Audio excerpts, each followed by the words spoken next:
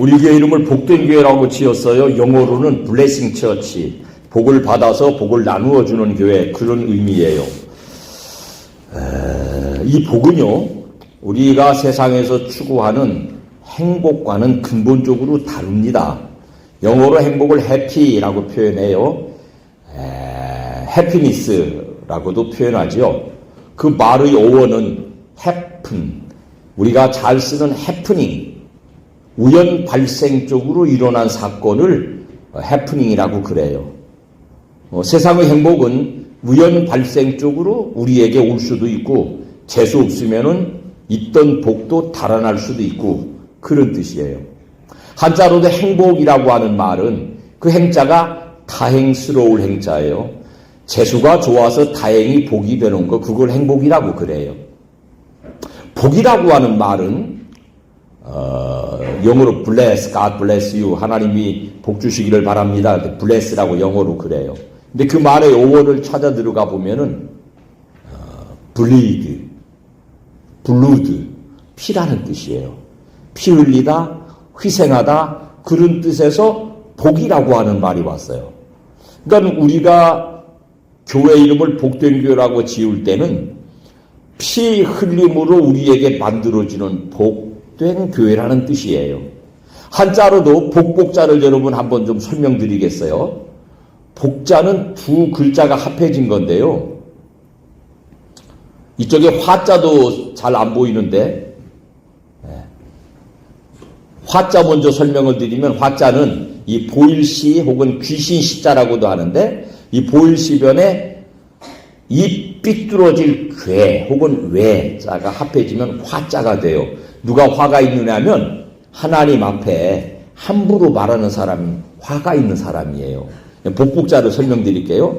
이 보일시자는 뭐냐면은 제단 위에, 이 산발이 제단 위에 재물을 놓은 모습이거든요. 보일시자가. 그래서 저거를 쉬운 한자에서는 보일시자라고 그러고, 더 깊은 학문적인 한자에서는 귀신시자라고 그래요. 제사 지내는 모습이에요. 근데 그 옆에 있는 것은 항아리복 혹은 가득 찰 복자예요. 항아리를 그려놓은 데서 저 글자가 유래했단 말이죠. 항아리는 뭐냐면 문 액체를 담는데요. 여러분, 우리도 조상을 제사한다 할지 귀신을 제사할 때 액체를 담아요. 뭘 담죠? 주로 술을 담습니다. 이스라엘 혹은 성경적 배경으로 가면 그걸 포도주라고 의역할 수 있고요. 그 포도주가 신앙 안에서 성경적 가치에 의하면은 피와 견주는 물질이지요. 그러므로 복이라고 하는 말은 하나님 앞에, 하나님의 제단에 피를 바치는 것, 이렇게 해석할 수가 있어요. 우연 발생적인 것이 아니라 피 흘림으로, 피를 통해서 만들어지는 복이 성도의 복인 줄로 깨달으시기를 주님 이름으로 축원합니다. 여러분, 오늘 우리가 읽은 본문을 하나씩 설명드리겠는데요. 2절부터 읽어볼까요? 시작. 내가 여호와께 아뢰되 주는 나의 주님이시오니 주 밖에는 나의 복이 없다 하였나이다. 여러분, 주님만 내게 복을 주신다는 거예요. 복을 제가 여러 차례 정의해 드렸어요. 뭐가 복이죠? 오복이 복인가 팔복이 복인가가 아니고요. 복은 뭐냐? 같이 합시다. 하나님이 주시는 것입니다. 때로는 쓰기도 하고 때로는 달기도 해요. 그런데 인간에게 오는 하나님께로부터 비롯된 모든 것을 복으로, 왜냐하면 하나님 앞에 피를 받아 누리는 것이니까. 하나님께로부터 오는 모든 것은 쓰기도 하고 달기도 하지만은 그것을 우리가 받아들일 때 복이라고 합니다. 하필이면 피예요. 징그럽게. 피는 죽음을 상징하지 않습니까? 우리 모두는 성경의 가르침을 따르면 죄가 있어요. 그 죄의 대가를 죽음이라고 결정해 놓으셨습니다. 우리를 사랑하시는 하나님이 그 죽음을 우리에게 쏟아부으실 수가 없으니까 당신의 몸에 피 흘려 쏟아부으심으로, 스스로 십자가에 달려 죽으심으로, 그 죽음을 통해서 우리의 피 흘려 죽어야 마땅한 죄를 해결하셨으니까 그것이 복 중에는 가장 우선되는 생명의 복인 줄로 믿으시기를 축원합니다. 어려운 말이에요. 예수 믿는 사람도 맨날 그 소리 같은 말이에요. 자, 11절 말씀을 또 읽어드릴게요. 시작. 주께서 생명의 길을 내게 보이시리니 주의 앞에는 충만한 기쁨이 있고 주의 오른쪽에는 영원한 즐거움이 있나이다. 충만한 기쁨, 영원한 즐거움, 생명의 길, 이 긍정적인 모든 길, 모든 복이 하나님께로부터 비롯되는 것인데요. 하나님 알지 못하는 분들에게는 이게 잘 맞지 않아요. 정당한 양심을 가지고 있고 정당한 인지 능력을 가지고 있고 정당한 윤리 도덕적 가치를 가지고 있는 사람들에게는 아니 내가 죄를 지었는데 하나님이 왜 내 죄를 대신 책임지시는가? 그 받아들여지지 않아요. 그래서 예수 믿기 어려운 거거든요. 왜 내가 지은 죄를 예수가 대신 책임지시는가? 지금까지 내가 살아온 양심의 기준, 내 정당한 가치 기준에 혹은 내가 가지고 있는 자존심에 맞지 않아요. 내가 죄를 지었는데 내가 책임져야지 왜 예수가 책임지는가? 하나님은 그 본질을 사랑이라고 성경에 써 있습니다. 하나님은 사랑이 많으시다. 이건 거짓말이에요. 잘 모르는 소리예요. 하나님은 사랑이시다. 하나님께 사랑이 많은 게 아니에요. 하나님 그 본질이 사랑이세요. 같이 한번 합시다. 하나님은 사랑이십니다. 그 사랑이 많으신 하나님 그 틀린 말이에요. 정확하게. 말들 사랑이 많으신 하나님, 그럼 뭐 적기도 하고 많기도 하고 그 하나님의 사랑을 우리가 측량할 수 있다는 뜻이니까 그건 그릇된 말이에요. 사랑이신 하나님 맞아요. 사랑이신 하나님. 그 본질이 사랑이신 하나님이세요. 우리를 향하신 하나님의 본심이 내가 낳아 기르는 자녀를 향한 내 본심과 꼭 같아요. 그래서 이사야서 49장에는 이렇게 표현하고 있습니다. 시작. 여인이 어찌 그 젖 먹는 자식을 잊겠으며 자기 태에서 난 아들을 긍휼히 여기지 않겠느냐. 그들은 혹시 잊을지라도 나는 너를 잊지 아니할 것이라. 지금은 엄마들이 애기들한테 젖꼭지를 나무코 갖다 물리는데 옛날에 엄마 젖 먹일 때 돼서 애기한테 젖을 안 물리면 젖이 불어요. 그래도 안 물리면 젖 몸살이 나요. 그러니까는 젖먹이 애기를 둔 엄마는 애기를 잊을 수가 없어요. 왜? 내가 괴로우니까. 내 몸에 증상이 나타나니까. 혹시 엄마가 멍청 찬란해서 내 젖몸살이 나도 내 자식 있는 걸 잊어버린다 할지라도 하나님은 우리를 잊지 않으신대요. 똑같은 얘기거든요. 하나님은 그 본질이 사랑이세요. 이 사랑을 우리를 향해서 쏟아 부으셔야만 하나님은 사랑에 몸살이 나지 않는 분이세요. 그래서 사랑할 대상이 사랑할 수 없게 되면 하나님이 견딜 수 없는 거예요. 그래서 우리를 어버이처럼 사랑하시기 때문에 젖먹이 아기를 둔 엄마처럼 잊을 수 없어서 본능적으로 본질적으로 우리를 향해서 사랑하시기 때문에 내 대신 당신이 죽으신 거예요. 자식 위에 죽는 부모들이 많잖아요. 전쟁 통해도 그런 일이 있고 여러 세계사 속에서 자식 대신 부모 죽은 사연이 많지 않습니까? 우리가 사랑받을 만해서가 아니라 그분 자신이 본질이 사랑이시기 때문에 사랑하지 않고는 견딜 수 없는 분이기 때문에 저나 여러분을 지금도 변함없이 사랑하는 줄을 마음에 믿으시기를 주님 이름으로 축원합니다. 축원합니다. 두 번째는요, 있는 대로 사랑하세요. 아침에 새벽기도 끝나고 한 바퀴 둘러보니까, 목사가 맨날 그놈의 도라지 더덕만 탓한다고 흉보시겠다마는, 더덕 싹이 올라오고 도라지 싹이 올라오는데 치다보고 있으면 귀물스러워요. 지난 금요일날 그런 말씀 드렸는데, 달걀 모아다가 어미다 품에다가 수모하러 품어놓으면 그 병아리 깨나거든요.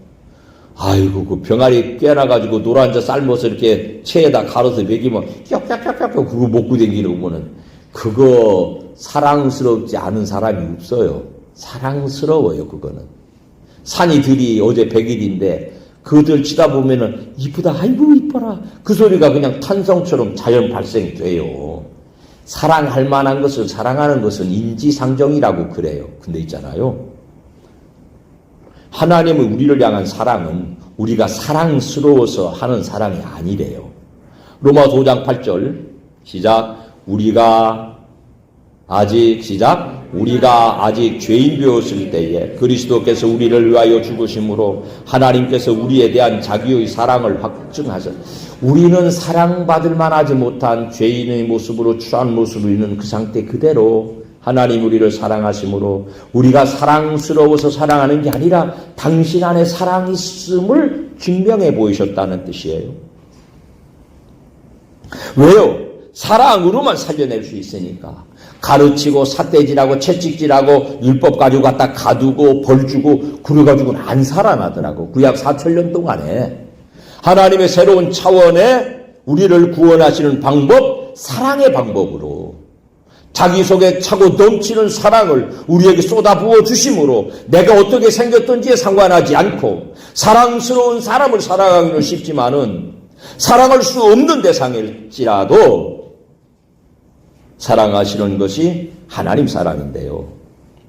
많은 사람들은 사랑받을 만한 사람은 따로 정해진 줄로 착각하고 대부분의 사람들은 자신을 그 대상에서 의지적으로 제외시키려고 그래요. 세상 사람을 하나님이 다 사랑하셔도 나 같은 건 안 될걸. 왜냐하면 남들이 알지 못하는 내 내면에 비밀스럽고 은밀한 부끄러움이 다 있으니까. 나를 몰라서 그렇지 내 오장육부를 다 알면 하나님도 나를 사랑하실 수 없을걸? 이라고 하는 스스로 영적인 열등감을 만들어서 누가? 마귀가 우리의 마음에 선물 주어요. 사랑하는 여러분, 다시 한번 선언하건대 여러분의 사악함, 여러분의 이중성, 여러분의 아주 썩어 문드러진 오염된 죄악성보다 하나님의 우리를 향하신 사람이 훨씬 광대한 것을 믿으시기를 주님 이름으로 축원합니다. 그래서 요한복음 3장 16절을 이렇게 말씀해요. 시작. 하나님이 세상을 이처럼 사랑하사 독생자를 주셨으니 이는 그를 믿는 자마다 멸망하지 않고 영생을 얻게 하려 하십니다. 누구를 사랑하셨다고요? 사랑스러운 사람, 기도 많이 하는 사람, 헌금 많이 내는 사람, 예배 잘 드리는 사람, 전도 많이 하는 사람 말고 세상은 온갖 무질서와 온갖 잡쓰레기들로 가득 찬 세상의 모든 사람을 사랑하셔서 독생성자 예수 그리스도가 피 흘려서 저나 여러분에게 새 생명을 선물해 주셨다고 쓰고 있습니다. 사랑하는 여러분, 스스로 하나님의 사랑밖에 모자란다라고 하는 마귀 사단이 가져다주는 영적 열등감의 선물을 받지 않으시기를 주님 이름으로 축원합니다. 내가 어떻게 생겼든지 상관없이 하나님이 나를 사랑하신다는 사랑의 용기와 담대함이 회복되시기를 주님 이름으로 축원합니다. 내가 이럴 때는 사랑하시고 저럴 때는 사랑하지 않는 하나님이 아니시라고요. 우리가 아직 죄인 되었을 때에, 오염되어 있을 때, 망가져 있을 때, 무너져 있을 때, 절망했을 때, 낙심했을 때, 죄 지었을 때, 아무도 알지 못하는 나만의 은밀한 죄를 숨겨가지고 있을 때조차도 하나님의 사랑은 우리를 향하여 변함이 없는 줄로 믿으시기를 축원합니다. 여러분 뜨겁게 고백하시기 바랍니다. 하나님이 나를 사랑하십니다. 한 번 더 합시다. 큰 소리로 시작. 하나님이 나를 사랑하십니다. 아멘. 아멘. 자식을 멀리 공부 보낸 아버지가 계셨어요. 그런데 자식이 아주 먼 나라에 가서 소식도 전할 수 없는 환경인데 아버지가 급한 병에 들어서 그만 죽게 되었습니다. 죽음을 앞둔 아버지는 유서를 써서 몇 천억 되는 어마어마한 재산을 그 집에 있는 종에게 다 물려준다고 그랬어요. 그리고는 아들이 한 2년에 후에 올지 3년에 올지 모르지만은 아들이 돌아오면 아버지 많은 재산 중에 단 한 가지만 아들에게 돌아가도록 유서를 써서 내겨놓고 죽었어요. 종이 신바람 났지요. 몇 천억 되는 재산을 차지했으니까 빨리 그 재산 지가 다 차지하려고 아들이 어디 있는지 수소문해가지고 쫓아가가지고 유서를 내밀고 네 아버지 돌아가셨고 이제 도련님께 돌아갈 것은 아버지의 그 수많은 재산 중에 하나밖에 없고 나머지는 죄송하지만 전부 제 것 됐습니다. 종님이 이런단 말이에요.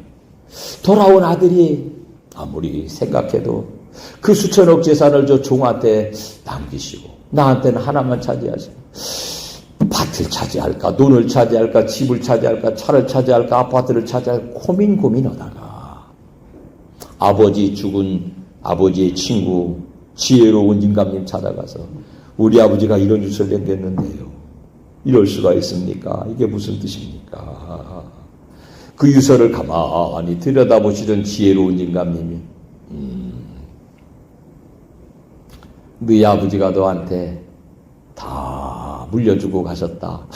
무슨 말씀이에요? 하나밖에 차지할 수 없다는데요. 네 아버지 재산을 다 물려받은 그 종놈이 네 재산이 되면 될 것 아니냐. 그때 깨달았어요. 탈무드에 나오는 여러분도 아시는 얘기죠. 돌아와가지고 유서를 받아들고 네 아버지 재산을 다 차지한 종놈아, 네가 아버지 재산이었으니 너를 내가 내 재산으로 삼노라. 그 수천억 재산 누구 것도 했어요? 아들에게로 잘 상속되었더랍니다. 영원의 복을 받은 사람은 땅 위에서 차지할 것이 하나 있어요. 16장 5절 시작. 여호와는 나의 산업과 나의 잔의 소득이시니 나의 분깃을 지키시나이다. 여러분, 성도의 복은 믿음 하나 가지고 하나님의 자녀가 되어서 하나님을 내 재산으로 차지할 수 있게 된 거예요. 하나님을 나의 기업으로 삼게 된 것이에요. 그것은 경제적 가치 이상의 절대적인 가치가 있는 것이거든요. 세상의 모든 것을 주인이신 하나님이시니까 세상의 모든 것을 다 가질 수 있는 특권이 하나님의 자녀인 여러분에게 유산으로 상속된 줄로 믿으시기를 축원합니다. 그 안에 다행히 누리는, 재수가 좋아서 누리는 행복이 아니라 피 흘려 죽으심으로 우리에게 베풀으신 생명의 복이 들어있는 것을 받아들이시기를 예수님의 이름으로 축원합니다. 세상에서 누리기 좋은 경제적인 가치와는 견질 수도 없는 어마어마한 자산을 하나님께서 우리에게, 당신의 자녀들에게 물려주신 것입니다.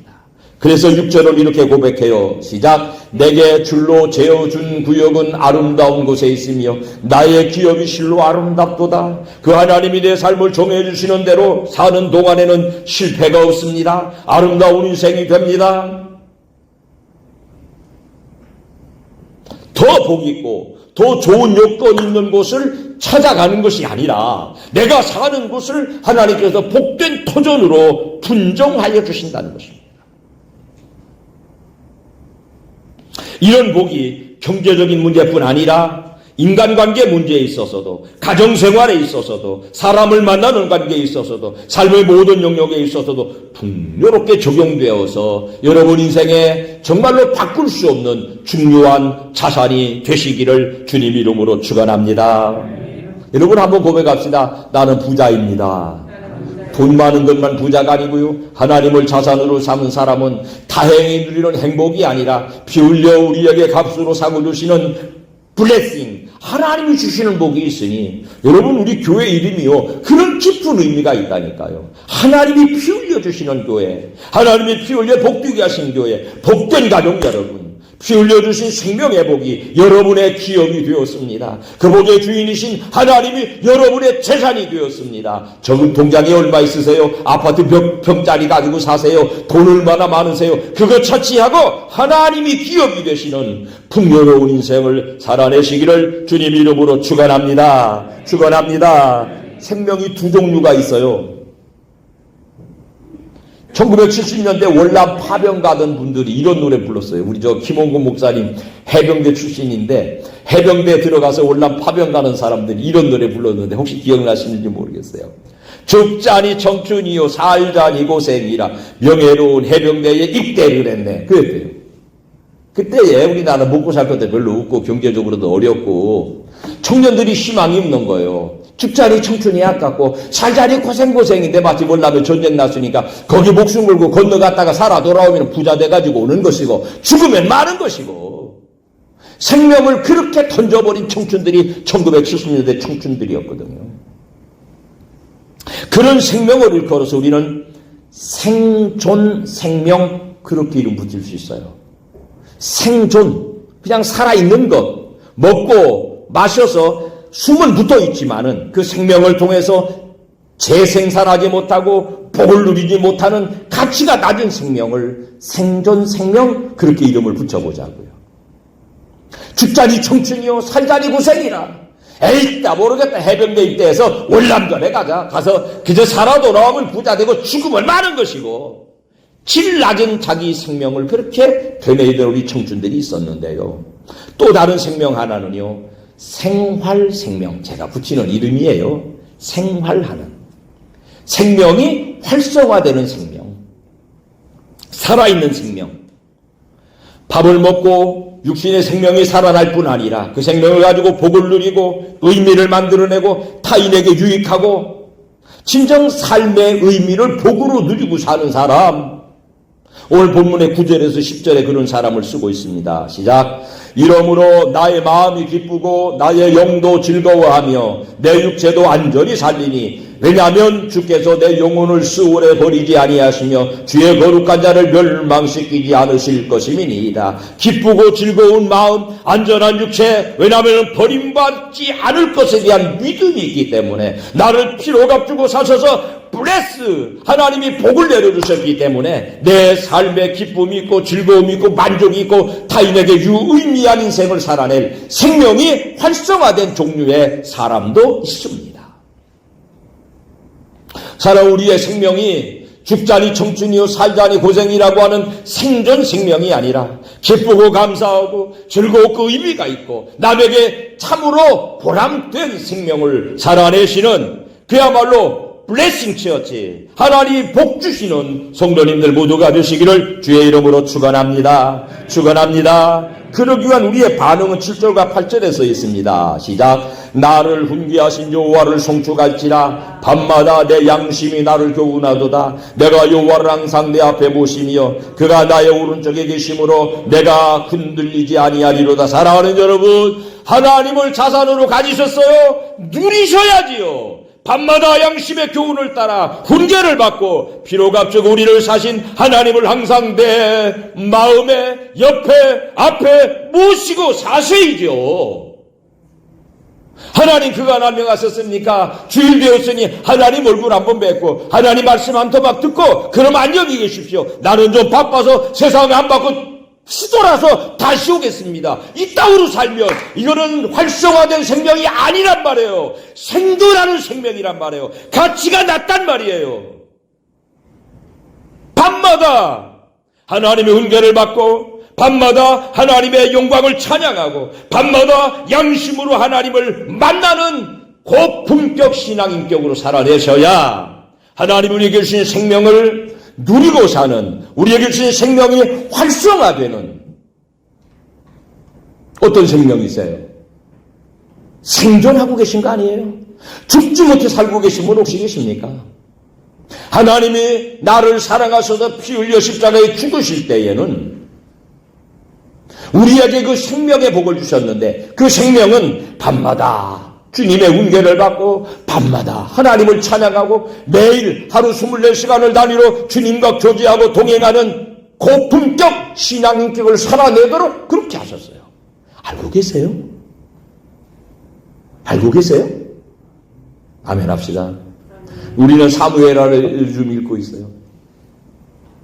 다윗이라는 사람의 여러 면모를 보는 중에 사람이 사람을 배신하는 것에 대하여서 준엄한 판단을 내려요. 죽여버려요. 적장 사울을 죽이고 온 블레셋 청년을 아말렉 청년을 죽여버리고